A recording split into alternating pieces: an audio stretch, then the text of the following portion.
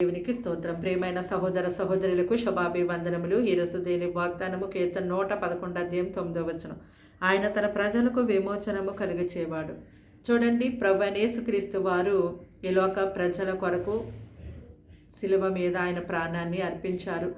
ఆయన చిందించిన పరిశుద్ధ రక్తం ద్వారా మానవులకు పాప విమోచన కలిగింది. ఆయన ఇచ్చినటువంటి రక్షణ, ఆయన చేసినటువంటి శిలువ త్యాగము ఈ లోకము ఇంకా కూడా లోకజనులు గుర్తించలేకపోతూ ఉన్నారు. అయితే లోకజనులు మాత్రం లోకాన్ని ప్రేమిస్తున్నారు. లోకంలో ఉన్న పాపం అనే బంధకాల్లో బానిసలుగా జీవిస్తూ ఉన్నారు. అయితే ఈ లోకాన్ని ప్రేమిస్తూ ఇదే గొప్ప జీవితమని ఆనందిస్తూ సంతోషిస్తూ ఉంటూ ఉన్నారు.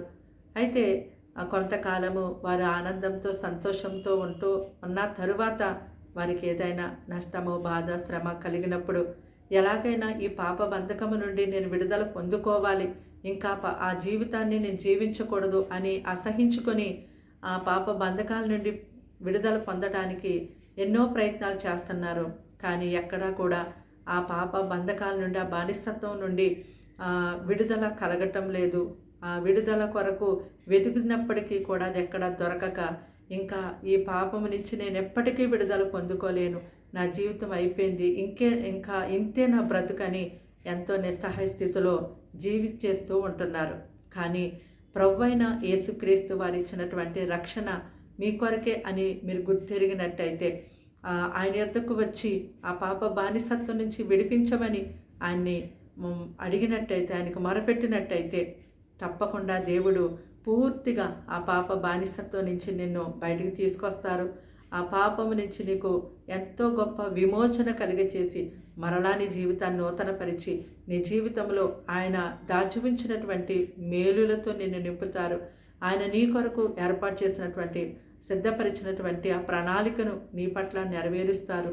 నీ జీవితంలో పోగొట్టుకున్న ఆనందము, సంతోషము దేవుడు రెట్టింపుగా సమాధానపరిచి పవిత్రముగా దేవుడు మరలా దాన్ని నీకు ఇస్తారు. కాబట్టి దేవుని వైపు తిరగండి, ఆయన ఇచ్చినటువంటి రక్షణను పొందుకొనండి. ఎవరూ కూడా దొంగిలించలేని, ఎవరో ఏది కూడా మీ వద్ద నుంచి తీసివేయలేని ప్రత్యేకమైనటువంటి సంతోష సమాధానం, ఆ రక్షణ మీరు మీ జీవితంలో పొందుకుంటారు. ప్రార్థన. దేవానికి వందనాలు, స్తోత్రాలు, స్తుతులు తండ్రి. మాటలు వింటున్న బిడ్డలు మీ రక్తంతో కడిగి ముట్టి స్వస్థపరచండి. రక్షణ వారికి ఇవ్వండి. వారిని, వారి పిల్లల్ని పోషించండి తండ్రి. వారిని పాప బంధకాల నుంచి, ఉరుల నుంచి విడిపించండి.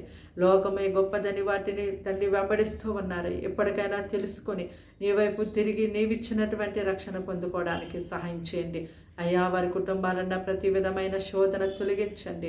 ఆ ప్రతి విధమైన అనారోగ్య సమస్య నుంచి వారిని విడిపించండి. ఆ పవిత్రాత్మను దురాత్మ నుంచి విడుదల కలిగించేయండి ఆయన.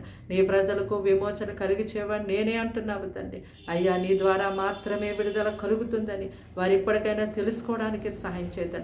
అది రోగమైన, అది నాయన ప్రభ పాప బంధకమైన, అది ఏదైనప్పటికీ నాయన ఆ బంధకం నుంచి విడుదల కలగాలి అంటే మీ వద్దకు రావాలి ప్రభ. అప్పుడు మాత్రమే దాని నుంచి విడుదల పొందుకుంటాం నాయన. ఎదుగో తండ్రి, ప్రతి ఒక్కరి విషయాన్ని గుర్తెరిగి నాయన ఇప్పుడే నీ వైపు తిరిగి ఆరుకున్న బంధకాల నుంచి విడుదల పొందుకోవడానికి సహాయం చేయమని యేసు నామములో అడిగి వేడుకుంటున్నాం ప్రియ పలుకు తండ్రి. ఆమేన్.